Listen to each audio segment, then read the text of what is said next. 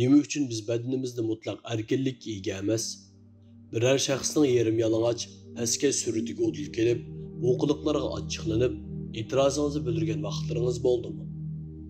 Ammo texmi hangtan qolgan vaqtingiz bu xil ish-harakatlarni ayiblash tugul, uni qo'llab-quvvatlagan kishilarning tashabbusi. Shundoq emasmi? Nima uchun kishilarni tanqidlaysizlar? Har kimning o'z erkinligi bor. Nima uchun ularning ishiga aralashib olasizlar? Boshqalarga ziyon yetkazmagan holda har bir inson o'z badan jismini o'zi xohlaganini qila oladi. Mana shunga o'xshagan bir turkum e'tiroz aralash hujumlar ba'zi kishilarning zehnini qalaymiqonlashtirib, gangirtib qo'ysa, ba'zilarini bu e'tiroziy savollar oldida javobsiz qo'yadi. Topdan chiqqan ma'lum biri ko'rinishda hech kimga ziyon solmaydi. Faqat o'ziga bir xususiy yo'l tanlaydi. Hech qanday yo'lgash xususiyati bo'lmagan hayosiz kiyimlari bilan ko'chaga chiqqan cho'kanmi biror kimni o'ldirib qotillik qilmadi. Yoki bu kiyimlarni sizning yanchuqingizlik pulni setib olmagan. Undaqda uning shaxsiy erkinligiga chek qo'yishingizning sababi zodi nima? Navbatimiz kelganda biz bu xil qarashli kishilardan buni bir qancha savolni so'rab ko'rishimiz kerak. Rostilla hech qanday cheklem bo'lmagan mutlaq erkinlik deydigan bir narsa mavjudmi? Mümin bo'lsin yoki kafir bo'lsin, insoniyat tarixida biror insonlar to'plami ularni tartibga soladigan cheklama, prinsip qonunlardan xoli yashab boqqanmi? Bularni qo'yib turayli. Bu savollarni o'ttirib qo'ygan kishi Allohga iymon etadigan biri bo'lsa, uning bu savollarni so'rash imoniy nuqtadan to'g'ri bo'lamdi. Yoki biz tafsilotlarga bak cho'nqurlab kirib ketib, masalani bir butun gavdasi bilan qo'shib ko'zitishni unutib qoldikmi? Undaqda kelinglar, masalaga qadam-qadam yiqilishib boqayli. Ta'tur inkas. Jamiyatga foydasi tegmagan narsaning shaxsga foydasi yetmaydi. Marokashlik mutafakkur olim Aziz Arbovi shundoq deydi. Erkinlik huquqining asosli masalasi uning muqaddimlari bilan bo'lgan munosabat doirasidan kelib chiqadi. Bu masalani shaxs bilan ijtimoiy o'lcham o'rtasidagi doimlik ziddiyat deyishga bo'ladi. Biz shaxsni erkinlikning asosli nuqtasi deb qaragan vaqtning o'zida, ya'ni u shaxsning faqat ijtimoiy top ichida yashay oladiganligi, yakka erkinlikning jamoat ramkasi ichida mavjud bo'la oladiganligidan iborat bir haqiqatni unutib qolmasligimiz kerak. Mashhur Yunon filosofi Aristo mundoq deydi. İnsanlar jamiyati insoniyat tarafidan o'xshamagan iqlim va birliklar bilan mukammal bir qilibda qurilib chiqqan ma'naviy jasaddan iborat. Qisqacha qilib aytganda, jamiyat insonlar tarafidan barpo qilingan bir inson. Bu nazariyalardan shu yakunga kelalaymiz. Yakka insonning jamiyat bilan bo'lgan munosabat shakli haqida yurgizilgan tafakkur har qanday bir falsafaviy va fikriy iqlimlarning yadroliq markazi savoli bo'la oladi. Shaxs bilan jamiyat orasidagi munosabatni qo'sh tarafli ta'tur reaksiya munosabatiga o'xshatish mumkin. Shaxs bilan jamiyat munosabati ha deganda bir-biri bilan reaksiyalashib, yangi birikmalarni borliqqa keltiradi. Orqadan bu yangi birikmalar yana bir qatim bir-biri bilan reaksiyalashadi. Bu reaksiyalar natijasida taraflar orasida qaytadan tangqo'liq shakllanadi. Mazkur tangqo'liqning bir tarafida shaxsning individual erkinligini qo'g'dash tursa, yana bir tarafda jamiyatning qurilmasi va funksiyasini qo'g'dash turadi. Bir tarafning qurilma funksiyasiga qilingan buzg'unchilik yana bir tarafning tang vayron bo'lishiga sababchi bo'ladi. Bundoq chiqib aytganda, shaxsga berilgan erkinlik jamiyat qurilmasini shakllantirib, uni muhofazat qilib turgan chegara, siziqlarni halqib o'tish huquqiga ega emas. Aksicha, jamiyat qurilmasini buzg'unchilik uchratadigan qizil siziqlari to'xtamaydigan kishilik individual erkinlik aslo e'tirof qilinmaydi. Mashhur filosof Thomas Hobbesning oxiri chiqmas urushlar haqida deganidek, har bir shaxs boshqa shaxslar bilan urush holatida. Shundoq, bu bir e'lon qilingan faraziy urush. Bu urushda hamma shaxs boshqa biri bilan jang qiladi. Bu urush toki hammaga kuchi yetadigan, har shaxsga haddini bildira oladigan bir kuch o'tirg'i chiqqaniga qadar davomlashadi. Bu kuch dal qonun chiqarish organi. Bu organ jamiyat a'zolarining harakat istiligi cheklama, belgilamalarini qo'yadigan axloqiy prinsip va qimmat qarashlarning qonuniy kuchiga ega qiladi va bu orqali jamiyat qurilmasini yemirilish, parchalanish va chiriklashishdan saqlaydi. Bu oddiygina falsafiy qoida orqali shaxslarning individual erkinligining chegarasini bilish intayin oson. Shundoq, kishilik erkinlik ma'lum doira ichida kontrol qilinadi. U hargizmi cheksiz ketgan ufqdan iborat emas. Kelinglar, masalaga biroz konkret nuqtadan qarab boqaylik. Suv va istakan. 1974-yili Sibriyalik san'atkor Marina mutlaq erkinlikning insonlarning ish harakati ko'rsatadigan ta'sir natijasini o'lchash uchun drama xarakterlik bir tajriba o'rnashtirdi. Maria tomoshabinlarning oldiga pichoq, tapancha, gul va boshqa har xil buyumlarni qo'yib, o'zi sahnaga chiqadi. U da 6 soat turgan yerdan midirlamay turgan Maria tomoshabinlarning hech qanday bir harakatiga cheklama qo'ymaydi. Boshda tomoshabinlar hayronlik aralash gangarash ichida harakat qilmasdan saqlab turadi. Vaqtning o'tishi bilan ular Mariyaning rostilla ularga hech qanday qarshilik ko'rsatmaydiganligi va o'zlarining harakatlariga hech qanday cheklama yo'qligiga to'liq ishonch qiladi-da, muloyimlikni bir yoqqa qayirib qo'yib, hammasi o'xshamagan darajada hujumga o'tadi. Birlari Mariyaning kiyimlarini yirtsa, biri qalaymiqon urilib kelgancha uradi. Hatto oradan bir telva oldidagi tapanchani elib, Mariyaga qartib o'q chiqarish tamshiladi va boshqalar tarafidan to'sib olindi. Mana shunday 6 soat o'tib, Mariya hech qanday qarshilik harakat ko'rsatmasdan o'rnidan asta harakatlanishi bilan tang bir oz ilgari uningga vahshiylarcha hujum qilganlar taraf-tarafga qochishga boshlaydi.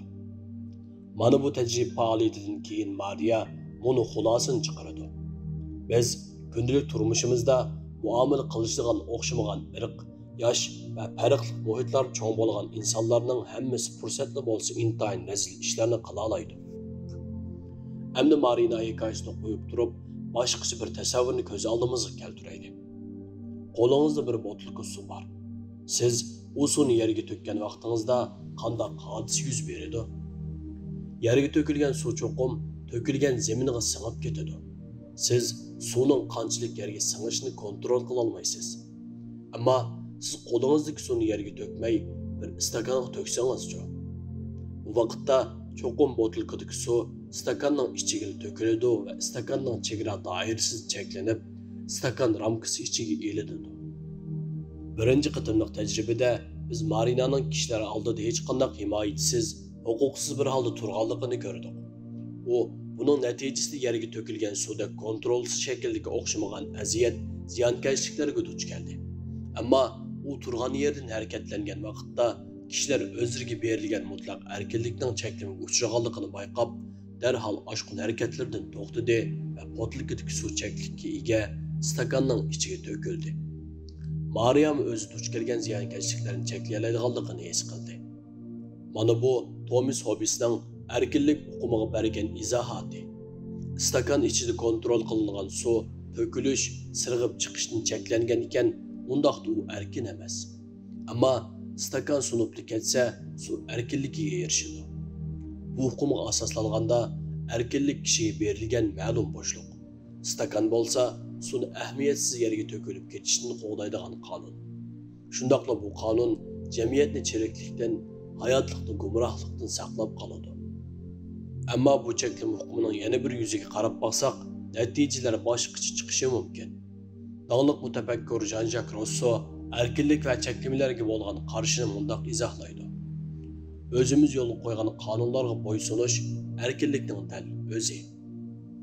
Buni tushunishga urinib boqadigan bo'lsak, erkinlikning sirining insonning uni adashgan hayvonga o'xshash yetaklaydigan shahvatlardan qutulishda ekanligini bayqaymiz. Ana shu vaqtda inson faqat o'z zotini isloh qilish orqali erisha oladigan texnik yuqori bir maqomni ko'rib yetadi. Bu maqomda inson nafsiy xohishning kontrolligida emas, balki nafs xohish insonning kontrolligida bo'ladi. Hamda inson o'zining hayot ritmiga kafolat qilingan mutlaq bir nizam sistemaga tava ekanligini bilib yetadi.